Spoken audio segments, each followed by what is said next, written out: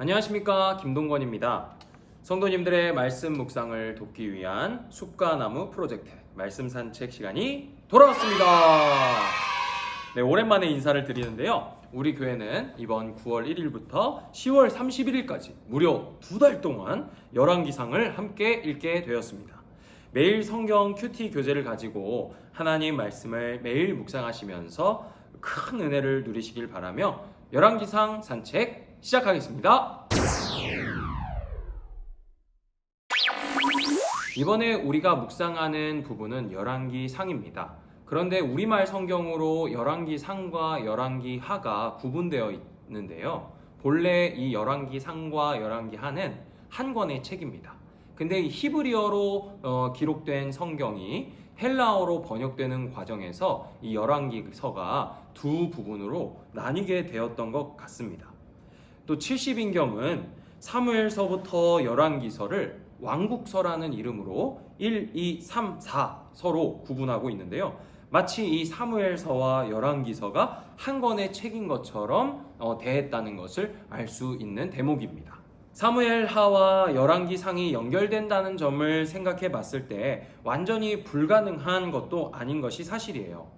우리가 잘 아는 대로 사무엘서가 선지자 사무엘의 이야기로 시작해서 사울이 왕위에 등극하는 장면, 그리고 다윗이 왕위에 올라서 전성기를 누리는 장면을 담고 있고, 아주 자연스럽게 열왕기상은 이 다윗의 죽음과 솔로몬의 즉위로 시작을 합니다. 이처럼 사무엘서와 열왕기서는 내용은 물론이고 주제면에서도 아주 긴밀한 연관성이 있습니다. 특별히 사무엘하 7장에서 하나님이 다윗에게 약속하신 그 메시아 왕국의 운명은 어떻게 될 것인가?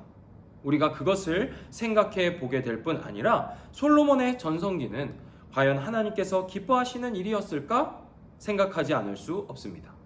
그렇기 때문에 열왕기상과 열왕기하는 큰 하나의 질문을 낳게 되는데요. 그것은 바로 무너지지 않을 다윗 왕국, 그것은 과연 무엇인가 하는 것이죠. 첫 번째로 우리가 살펴볼 것은 이 열왕기상, 또 열왕기 전체의 저자와 기록 연대입니다. 열왕기의 그 주제와 내용에 대한 이야기를 다루기에 앞서서 이 저자와 기록 연대를 먼저 생각해 보려고 하는데요. 우선 열왕기서를 누가 기록했느냐에 대해서는 너무 많은 다양한 주장이 있어요. 크게는 두 가지 주장인데요. 첫 번째로 복수의 저자가 기록했을 것이다. 두 번째로 한 명의 저자가 기록했을 것이다. 이렇게 둘로 나눌 수 있겠어요.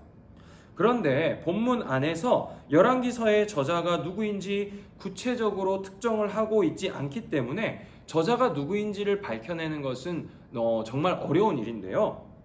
하지만 유대인의 이 탈무드에서는요, 예레미야를 저자로 말하고 있습니다.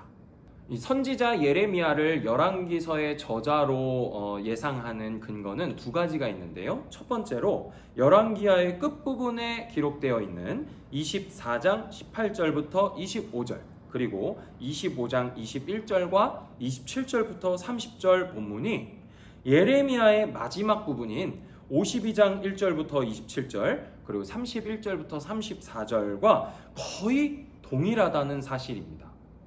또 두 번째로 예레미야가 유다 왕국의 멸망 시기에 활동했던 선지자로서 이 열왕기 역사 전체의 역사를 모두 알고 있었던 인물이기 때문이라는 것이죠. 열왕기서의 저자를 어떤 한 사람이나 또는 여러 사람 또는 한 사람을 중심으로 한 여러 학파들의 그 자료들이 모여서 과도하게 편집되었다라고 하는 주장은 그렇게 바른 생각은 아닙니다. 열왕기서의 저자가 누구인지 우리가 생각하기 위해서는 성경은 어떻게 얘기하고 있고 성경 밖에서는 어떻게 얘기하고 있는지를 생각하는 것이 더 합리적이겠죠. 어떤 사람들은 후대에 과도하게 편집되었다든지 또는 어떤 상상에 기초한 여러 가지 내용들이 첨가된 오류가 많은 자료들이 그 열왕기서를 이루는데 포함되었을 것이라고 주장을 하는 경우도 있어요. 그런데 더 타당한 주장은 이런 여러 가지 자료들, 단 어떤 오류나 잘못된 상상에 기초한 자료들이 첨가된 방식이 아닌 여러 가지 믿을 만한 자료들이 모여서 그것들을 전문적 자질을 갖춘 한 역사가 또는 선지자가 총괄 편집을 했다고 보는 것이 옳습니다. 왜냐하면 열왕기서가 담고 있는 이 역사는 무려 400년이나 돼요. 그러니까 한 사람이 그 400년 동안 모든 역사적 사실을 일일이 보면서 기록했다고 하는 것은 조금 무리가 있겠죠.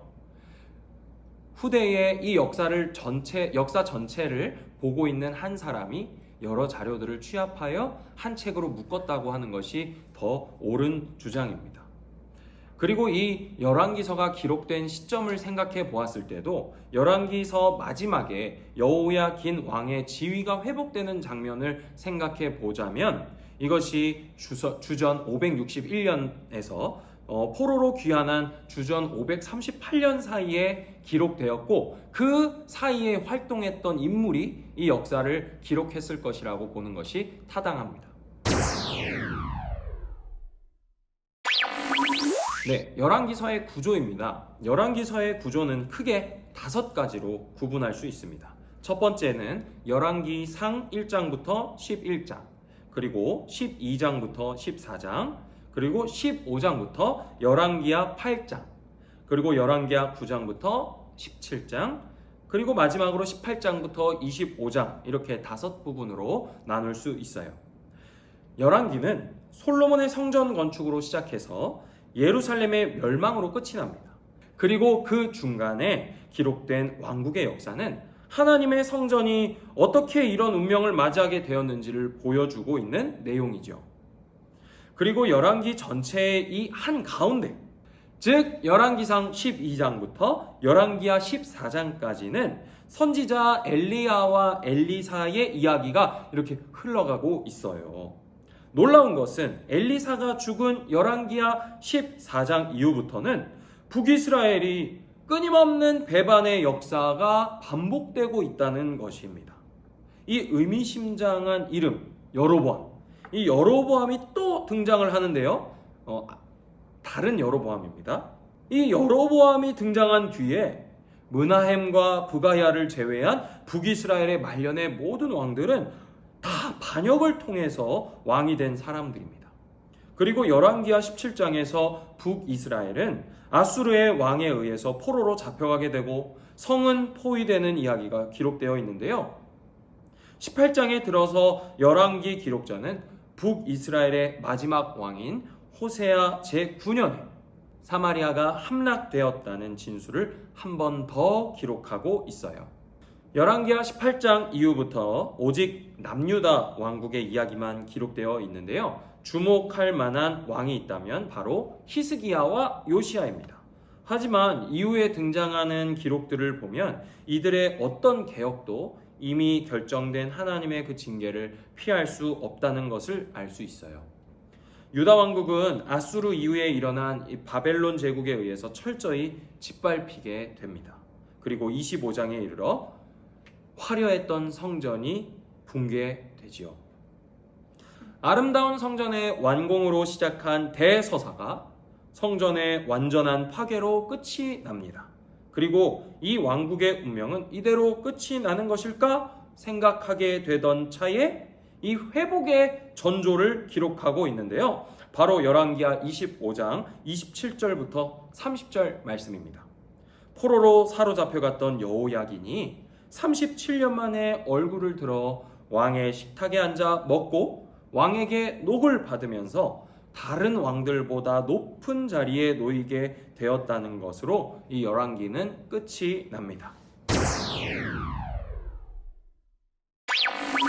자, 그러면 이제 이 열왕기 전체에 있는 신학적 주제는 무엇이 있는지 살펴보도록 하겠습니다.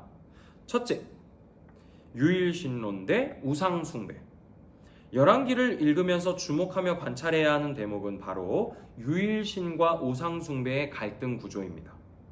구약 성경의 신학을 한 문장으로 요약한다면 여호와 외에는 신이 없다가 될 수 있다고 폴 하우스라는 신학자는 설명합니다.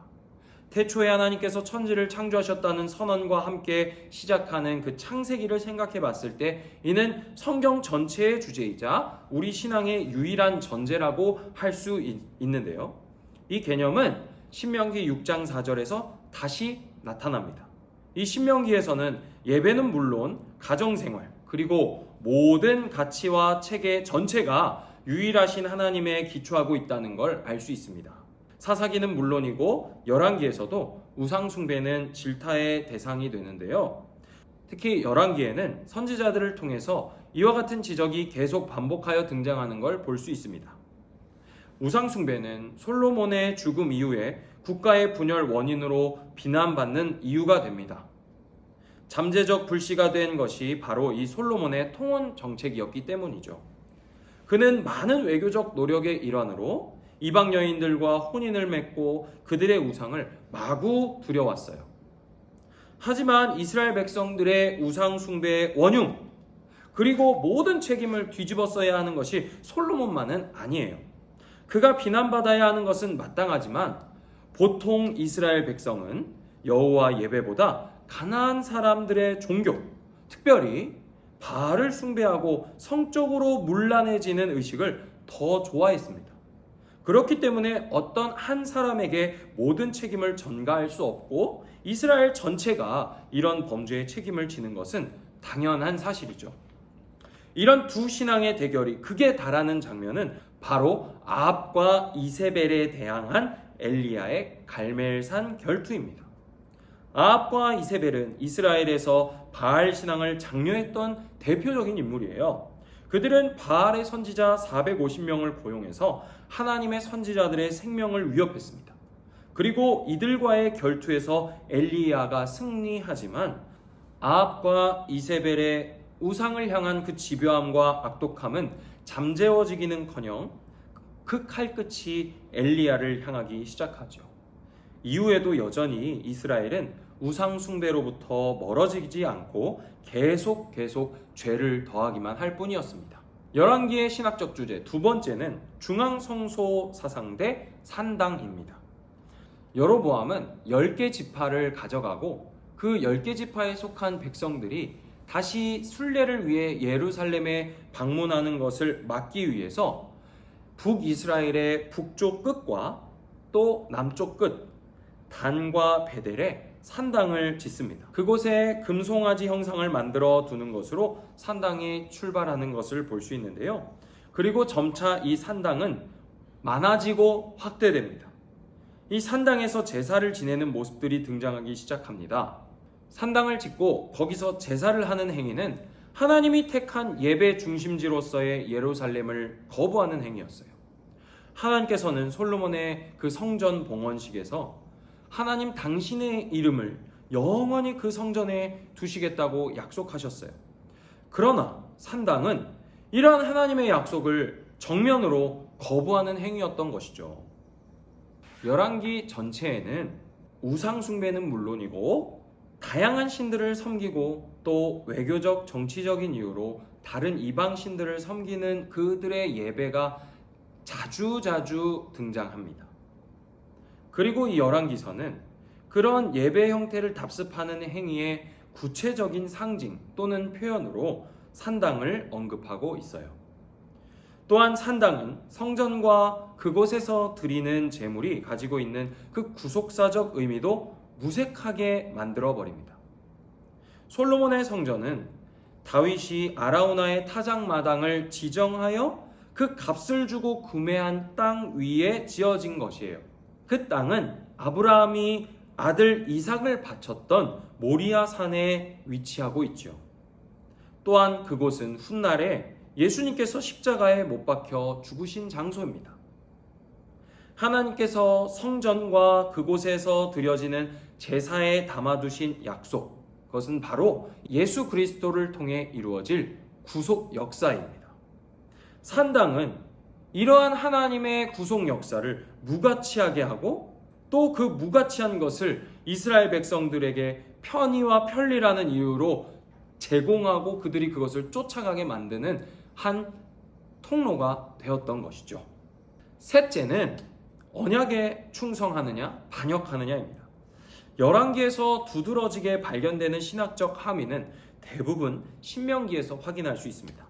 특별히 다윗과 솔로몬, 그리고 이 역사를 모두 조망하고 있는 나레이터는 신명기에 기초한 진술을 자주 하고 있어요.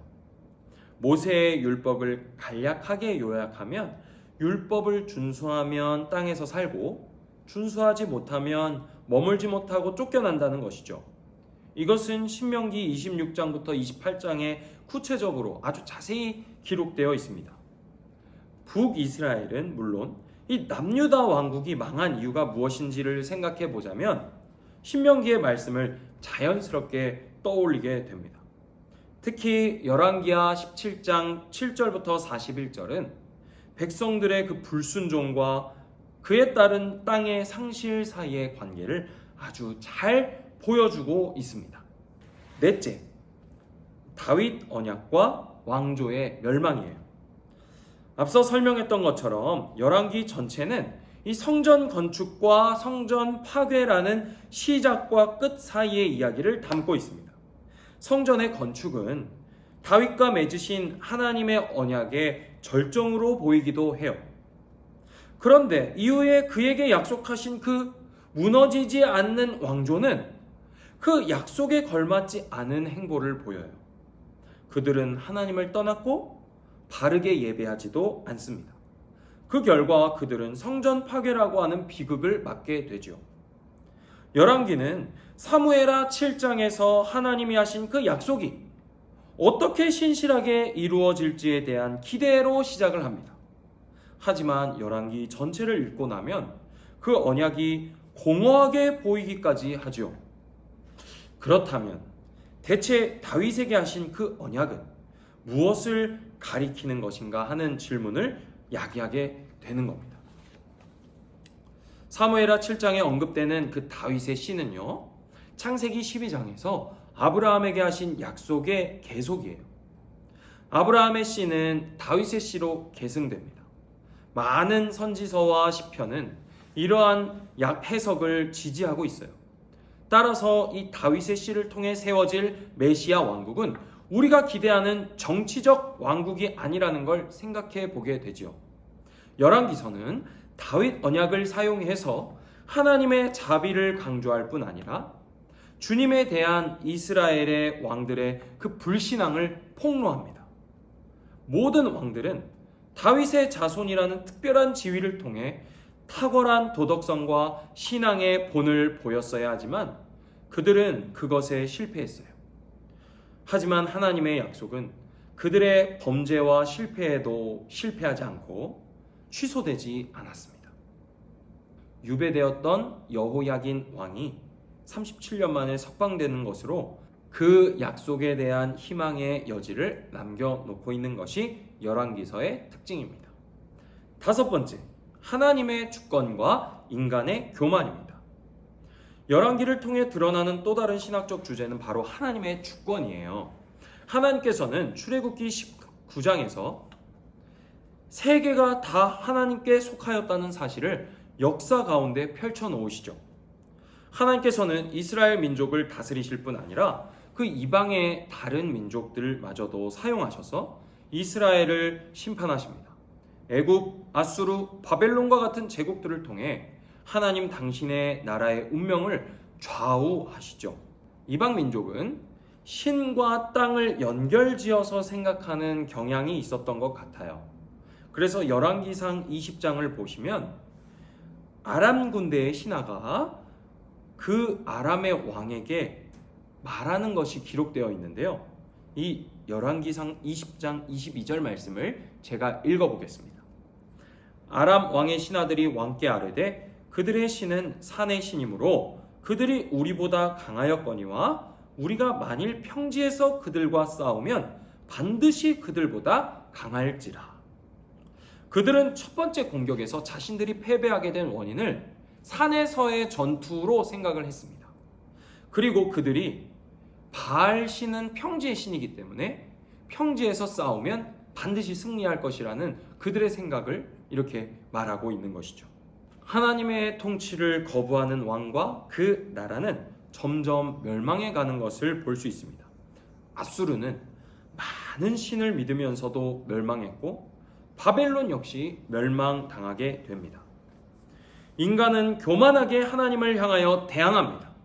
그러나 그들은 자신들이 무엇을 하는지 모른 채 계속 그런 행동을 할 뿐이에요. 열왕기서를 읽다 보면 선지자들의 활동이 중요한 이유가 바로 여기 있습니다. 인간의 이런 교만과 무지를 일깨우고 그들을 하나님께로 돌이키려는 인물들이 바로 선지자들이기 때문이에요.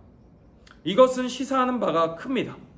하나님의 말씀이 우리의 삶에 구체적으로 적용되는 것.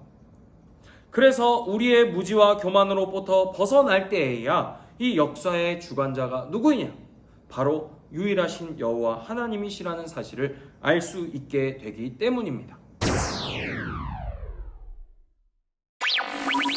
사랑하는 은평의 모든 가족 여러분, 9월 1일부터 시작되는 이 열왕기상 묵상, 오늘은 열왕기 전체에 대해서 아주 대략적으로 살펴봤는데요. 유익하셨는지 모르겠습니다. 열왕기서를 읽다 보면 이 열왕기서가 인간사 전체를 아주 잘 요약하고 있는 것은 아닌지 생각하게 됩니다. 인물들 간의 그 미묘한 감정 싸움은 물론이고 개인 안에서 이뤄지는 그 내적 갈등도 많이 보입니다.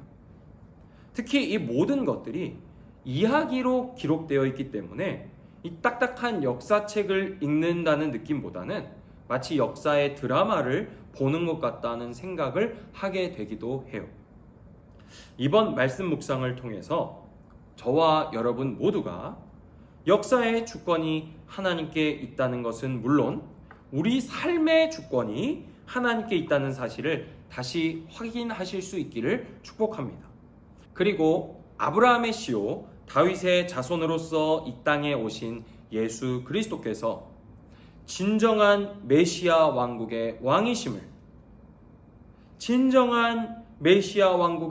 왕이심을 말씀을 통해 깨닫게 되시길 소망합니다.